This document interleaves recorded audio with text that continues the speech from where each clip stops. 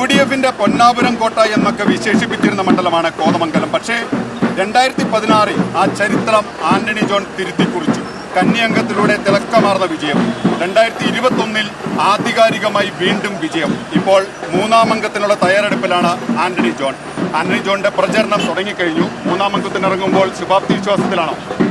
തികഞ്ഞ ശുഭാപ്തി വിശ്വാസത്തിലാണ്.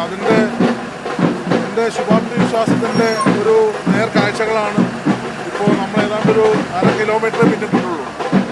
എല്ലാ വിഭാഗം ജനങ്ങളും രാഷ്ട്രീയത്തിന് അതീതമായി വലിയ തോതിൽ സ്വീകാര്യതയാണ് ഈ വീണ്ടും മൂന്നാം വട്ടം സ്ഥാനാർത്ഥിയായി വരുന്ന ഈ വേളയിൽ ലഭിക്കുന്നത്.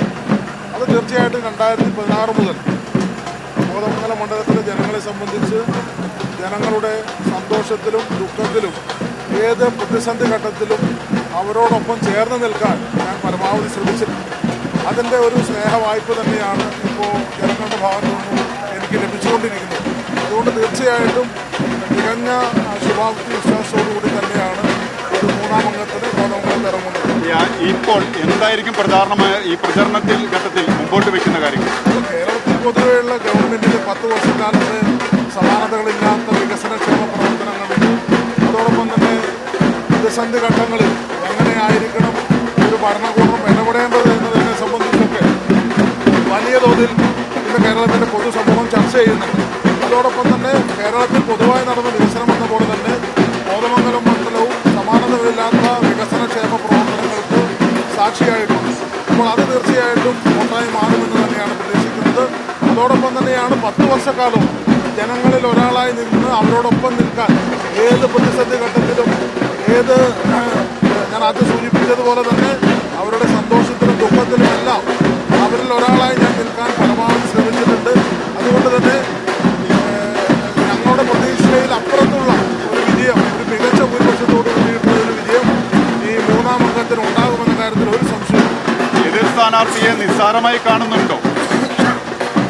ഒരു ഇലക്ഷൻ രംഗത്ത് ആരെയും നിസ്സാരമായി കാണുന്നില്ല. അങ്ങനെ ഞാൻ എൻ്റെ ഭാഗത്തുനിന്നും അങ്ങനെ ഒരു സംസാരം ഉണ്ടായിട്ടില്ല. അത് പ്രിയപ്പെട്ട സുഹൃത്ത് മാധ്യമ പ്രവർത്തകർ തന്നെ ചോദിച്ചതാണ്. ഞാൻ പൊതുവെ കോതമംഗലത്തിൻ്റെ ഒരു സാഹചര്യമാണ് പറഞ്ഞത്. ഒരു തുടർച്ച കോതമംഗലത്ത് ഉണ്ടാകണമെന്ന്, കേരളത്തിൽ ഒരു തുടർച്ച ഉണ്ടാകണമെന്ന് ആഗ്രഹിക്കുന്നു. കോതമംഗലത്തും കഴിഞ്ഞ 10 വർഷക്കാലത്തിൻ്റെ ഒരു തുടർച്ച ഉണ്ടാകണമെന്ന് രാഷ്ട്രീയത്തിന് അതീതമായി ഇന്ന് ജനങ്ങൾ ആഗ്രഹിക്കുന്നു. നടക്കാത്ത ചില പദ്ധതികൾ, ചില കാര്യങ്ങൾ അതൊക്കെ ചൂണ്ടിക്കാണിച്ചാണ് പ്രധാനമായും ആരോപണമായി എതിർ വിഭാഗം ഉന്നയിക്കുന്നത്. അല്ല, അത്തരമൊന്നുമില്ല. ഇവിടെ നടന്ന പദ്ധതികളെ സംബന്ധിച്ച് ചർച്ച ചെയ്യാൻ തയ്യാറാവുന്നില്ലല്ലോ. ഞാൻ ഇവിടെ ഏതാനും ദിവസങ്ങൾക്ക് മുൻപ് ജോസ് കെ മാണി MP നയിച്ചിട്ടുള്ള ജാഥ കോതമംഗലത്ത് കടന്നു വരുമ്പോൾ ആ വേദിയിൽ വെച്ച് ഞാൻ പരസ്യമായി പറഞ്ഞതാണ്, ആരുമായും ഒരു തുറന്ന സംവാദത്തിന് ഞാൻ തയ്യാറാണെന്നുള്ള കാര്യം. ഇവിടെ ഒരു കാര്യം ഒളിച്ചു വെക്കാനില്ല. സമാനതകളില്ലാത്ത വികസനക്ഷേമ പ്രവർത്തനങ്ങളാണ് കോതമംഗലത്ത് 5 വർഷക്കാലം നടപ്പാക്കാൻ സാധിച്ചിട്ടുള്ളത്.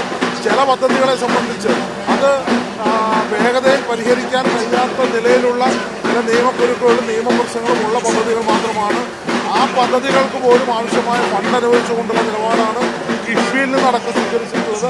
അപ്പോൾ തീർച്ചയായിട്ടും അതെല്ലാം പരിഹരിച്ചെടുക്കാൻ ഒരു തുടർച്ച കോതമംഗലത്തിന് അനിവാര്യമാണ്. പ്രത്യേകിച്ച് മറ്റൊരു കാര്യം, ഈ എതിർ വിഭാഗത്തിന്റെ പ്രചരണം ചിലപ്പോൾ അതിവിട്ടെന്ന് തോന്നുന്നുണ്ട്. കാരണം ജോസ് കെ മാണിക്കെതിരെയൊക്കെ അല്ലെങ്കിൽ മാണി സാറിനെതിരെ വലിയ രീതിയിൽ പ്രതിഷേധം നടത്തിയ ഒരാൾ കൂടിയാണ് അങ്ങ്, പ്രത്യേകിച്ച് DYFIയുടെ നേതൃത്വത്തിലൊക്കെ. പക്ഷെ അതൊക്കെ ഉയർത്തിക്കാട്ടിയാണ് ഈ ഘട്ടത്തിൽ തെരഞ്ഞെടുപ്പ് എതിർ വിഭാഗം പ്രധാനമായും ഉയർത്തിക്കാട്ടുന്ന കാര്യം. തെരഞ്ഞെടുപ്പ് വേണ്ട ഞാൻ സൂചിപ്പിച്ചിട്ടുണ്ട്. അത്തരം വിഷയങ്ങളൊന്നും ജനങ്ങൾ വലിയ തോതിൽ ചർച്ച ചെയ്യുന്നതിന് 10 വർഷക്കാലം 2014 യുവജന സംഘടനയുടെ കോതമംഗലത്തെ ഒരു പ്രവർത്തനത്തോടാണ് ഇടതുപക്ഷ ജനാധിപത്യ സ്ഥാനാർത്ഥി മത്സരിക്കാൻ എന്നെ നിയോഗിച്ചത്. ആ ഘട്ടം മുതൽ 2014 വരെ ജനങ്ങൾ ഇതിലേൽപ്പിച്ച ആ ഉത്തരവാദിത്വം അത് 100% സത്യസന്ധതയോടെ നിർവഹിക്കാൻ ഒറ്റക്കെട്ടാണല്ലേ? LDF ഒറ്റക്കെട്ടാണ്. പ്രചരണങ്ങൾക്കൊന്നും യാതൊരു വിധത്തിലുള്ള അടിസ്ഥാനവുമില്ല. ടീം LDF അത് ഒറ്റക്കെട്ടാണ് എന്നാണ് ആന്റണി ജോൺ പറഞ്ഞത്.